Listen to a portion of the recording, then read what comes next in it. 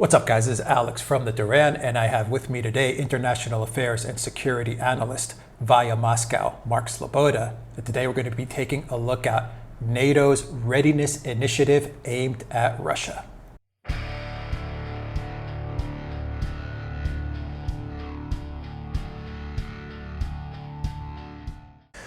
All right, Mark, we're a couple of weeks removed from Trump's meeting with NATO in Brussels, and afterwards he went to Helsinki to meet with Vladimir Putin. And there was a lot of talk about what Trump said to people at NATO. But one of the things that a lot of people missed was the summit declaration document and the Readiness Initiative that NATO is now putting into effect, which essentially means NATO continues to move closer towards Russia's borders. Though if you were listening to Western mainstream media, you would actually be hearing that somehow Russia is moving closer to NATO's borders. But can you explain to our viewers exactly what the Readiness Initiative is and what it means, both for NATO and for Russia? Yeah, well, first of all, it continues to identify Russia as the largest and the most important threat to NATO and to Europe, which I would say is a definite falsehood. And they're talking here about a Russian conventional military threat. And this is somewhat ridiculous. The EU's population is several times that of Russia's. The EU, the European member states of NATO's military spending alone, just the EU members of NATO, is 4 times what Russia spends annually on their military budget. The U.S. spends another 12 times now, according to the most recent budget, what Russia is spending on defense. Together, it is more than 17 times. NATO spends more than 17 times what Russia does on defense. But we're supposed to believe that Russia is about to invade Europe.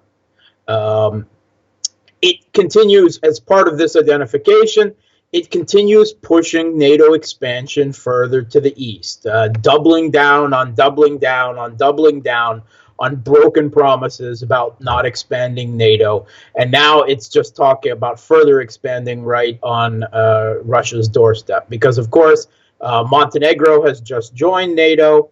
And Montenegro is a country that has long had quite good relations with Russia. That will change. As Montenegrin officials become integrated in NATO command structures, the political, the military elite. This will eventually filter down into the general population, and the positive perception that most people in Montenegro have of Russia will eventually be gone.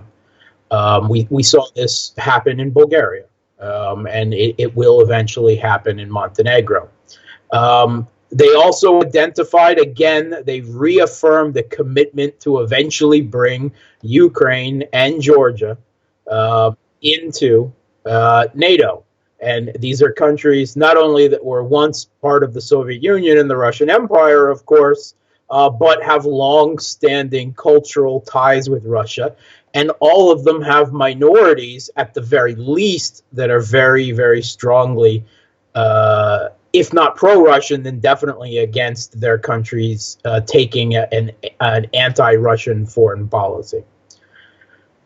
And the Force Readiness Initiative also will further down on broken treaties with Russia, conventional armed forces in Europe treaties, and will continue the permanent stationing of NATO troops right on Russia's borders on a permanent basis. We're already in numbers past the thousands. This will continue to build. One of the ways they get around this, they say they aren't permanent troops because they're there on a rotating duty. As soon as some are finished their months-long tour of duty, they're immediately replaced by someone else. from the same countries, the United States and so on, again, putting troops right on Russia's borders. And they claim that this is not in violation of the treaties. Russia obviously regards it as a violation of the treaties and, in effect, a permanent stationing of troops right on its borders in increasingly large numbers, where at first it was simply a political statement and what could be termed a human shield, or they refer to it as a tripwire force.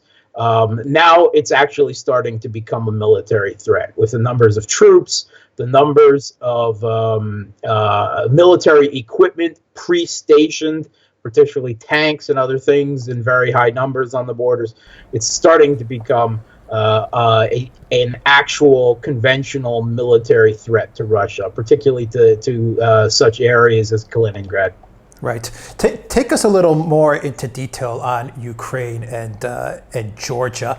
Are there troops? Are there NATO troops as we speak? Are there NATO troops in Ukraine and Georgia now? Number one, and number two, explain from Russia's standpoint how they see this from their standpoint. Now they're being surrounded. They're being surrounded in the east, in the north, in the east, and now they may very well have troops in the south. Because usually the narrative that you get from the mainstream media, the Western mainstream media, is that Putin once said in a speech that the greatest disaster to ever happen was the fall of the Soviet Union, and that Putin wants to regain the glory of the Soviet Union, and that means taking over Ukraine and Georgia and all the former CIS states. But can you explain to us the reality of the situation, how Russia sees it now that Ukraine and Georgia are moving towards NATO? What are the dangers? How are they going to counter-react to this? Are there troops there already? Yeah, there are, of course, U.S. and other NATO member troops already in Ukraine and Georgia. Now, this is not what we would consider large military forces, but there are definite, what they often call military advisors, officers that are training up local troops, and it will almost assuredly contain special forces units as well. And this is both in the Ukraine and Georgia. So rather than thousands, as in the Baltics and Poland, we're talking the hundreds. But imagine if Russia had hundreds of troops right on the U.S. border in, say, Mexico or Canada, and so on. So, yet Russia does regard this as a threat. And both countries have restive populations. In Georgia, it is the breakaway populations of South Ossetia and Abkhazia, which are very pro-Russian. They first separated from Georgia even before, just as the Soviet Union was breaking apart. They actually broke away under the old Soviet constitution from Georgia. And they have fought several conflicts with Georgia in the early 1990s under the rubrics of Georgia for Georgians. It was a nationalist, an anti-minority. It definitely contained hints and elements of ethnic cleansing there. That was fought off, and a Russian, or actually at the time it was CIS, Commonwealth of Independent States peacekeepers were brought in, and an agreement was brokered, and it was basically turned into a frozen conflict. When the U.S.-backed Mikhail Saakashvili regime seized power, this was a pro-American strongman who imprisoned his political opponents, beat protesters in the streets using tear gas on them, and he was committed to re-seizing these territories by military force. And in 2008, he attempted to do that with, by all accounts, the military backing of the George Bush regime in the United States. This resulted in an attack on Sinkvali, the South Ossetian capital. UN-approved Russian peacekeepers were there and were killed in the attack, at which point Russia began military actions and intervention in support of their mandated peacekeeping mission, drove the Georgian forces out, then proceeded with a short incursion into Georgia, where they continued to degrade Georgia's offending military forces that had been trained and armed up by the United States until they were no longer a threat to South Ossetia, at which point Russia returned to the original South Ossetian borders and recognized South Ossetia and the nearby province of Abkhazia as well as independent states. And then today that is a situation. It is still a frozen conflict because obviously not the majority of states in the world. There's only a handful that do recognize them as independent. And to be fair, they are really in effect Russian protectorates. They have limited sovereignty, it would be said. But there's no question that the populations there prefer their association with Russia. The same thing is in Ukraine with the Donbass region, which is still fighting a civil war since the US-backed Maidan Putsch seized power and then began in Kiev in 2014, early 2014, and then began a civil war to subjugate the rest of the country. You know, we're talking the East, right, to their unconstitutional seizure of power. That continues as a frozen conflict to this day. Right. Now, take us a little, you mentioned Montenegro. And if you look at Montenegro now, I believe the only country in the Balkans and in Europe and mainland Europe that is not in NATO is Serbia. And correct me if I'm wrong there. Yep. What does Montenegro joining NATO mean to Serbia, and what does the pressure on Serbia now mean to Russia? Well, it does mean further isolation of Serbia because, of course, Montenegro controls Serbia's access to the sea to a large extent. So that continues, as it were, the political, if not the military isolation of Serbia. And it is fully intended that Serbia will itself one day join NATO. That might be a bit more off, a bit more than NATO can chew. Serbia, their political elite often shares political opinions that are far more pro-Western than most of their population. But on occasion, politicians do get elected who harken back to their historical and cultural ties with Russia. So that could be a snake in the grass. But it's not just Serbia at this point, of course, because this declaration also committed NATO to expanding to Macedonia, or the Federal Yugoslav Republic of Macedonia, or Northern Macedonia, whatever they want to call themselves. This also committed, this was a kind of a first-time commitment of NATO expansion to Macedonia as well. And that is, that would be the last country in the Balkans, depending on how you define the Balkans, to join NATO. But definitely they have their vision set on the whole thing. Donald Trump questioned military spending in NATO, and he's had some effect. In recent years, NATO's military spending is only increasing on the whole, particularly among the EU member states and certainly among the United States itself.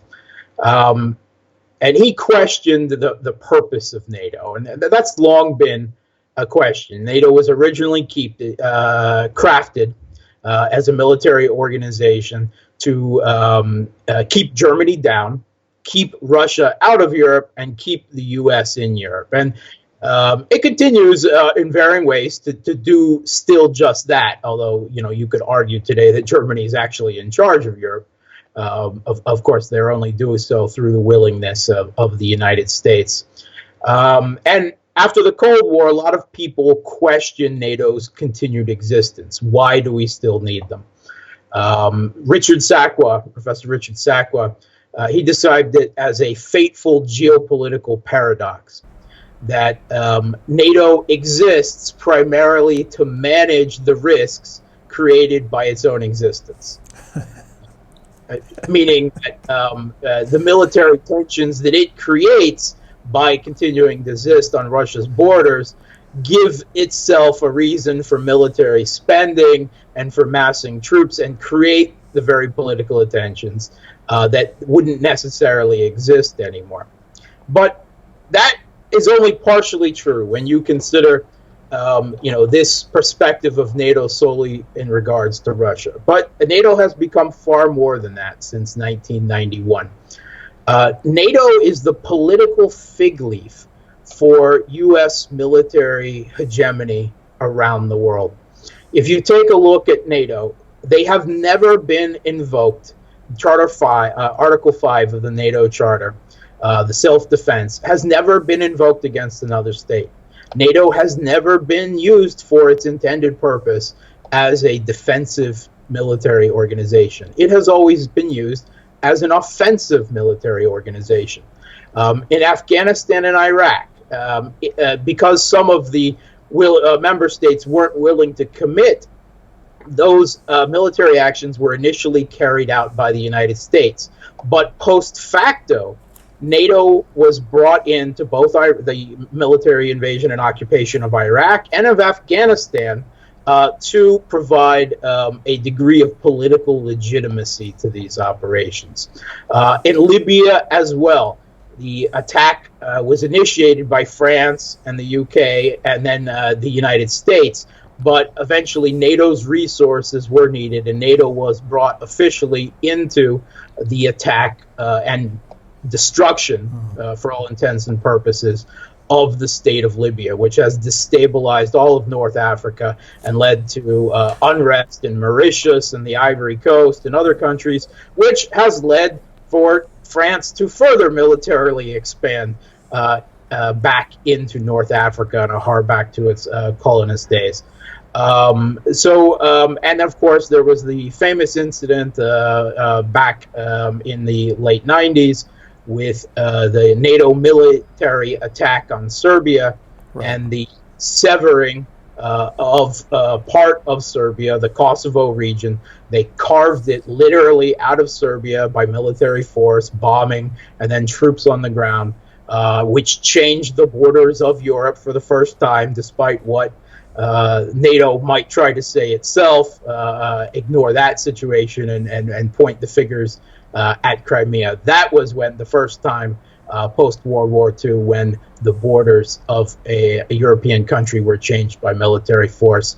And Kosovo continues to this day as a NATO protectorate, ruled by former members of the terrorist organization, the Kosovo Liberation Army, which even the United States officially recognized as a terrorist organization up until they didn't and decided they could be, at which point they were removed. And the current president of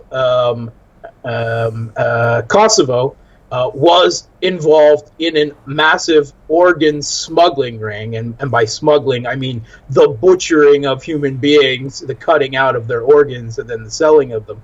And this sounds like a conspiracy theory, except that the European Council itself has issued reports verifying this, and the press very quietly, effectively gave up and recognized, that the current president of Kosovo, he was, as head of the Kosovo Liberation Army, was actually involved in human organ smuggling, and he just continues to look the other way, because that's not the narrative we want to talk about the little criminal microstate that NATO has created out of a bit of Serbia. Yeah, it's an incredible story.